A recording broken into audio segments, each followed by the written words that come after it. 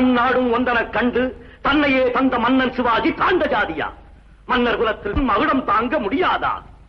தார்த்தாரிய தந்த புறவியில் அமர்ந்து ஆத்தெழுந்த சிவாஜியைக் கண்டு நாட்டுக்குடைய நல்லவன் என்றும் போர் வாட்டு முழக்கும் மன்னவன் என்றும் ஆரத்தி எடுத்த மக்கள் அங்கே ஓரத்தில் நின்று வெற்றி வரட்டும், அதன் சாரத்தை அனுபவிப்போம் என்று காத்திருந்த இந்த ஆணவக்காரர்கள் அங்கே உரைத்து வாழையெடுத்த ஒவ்வொரு கணமும் மராட்டியம் மராட்டியம் என்றே முழங்கி இறையெடுக்க துடித்த வேங்கை போர் எங்கே பகைவர் எங்கே பகைவர் என்று தேடி கரைபடியாத என் அன்னை நாட்டை காப்பேன் காப்பேன் என சூளுரைத்து இந்த நாடு என் சொந்த நாடு, இந்த மக்கள் என் சொந்த மக்கள், உயிரினுமினிய என் மக்களுக்காக ஓடினேன், பகைவரை தேடினேன், வாழ்கொண்டு சாடினேன், வெற்றியை நாடினேன்.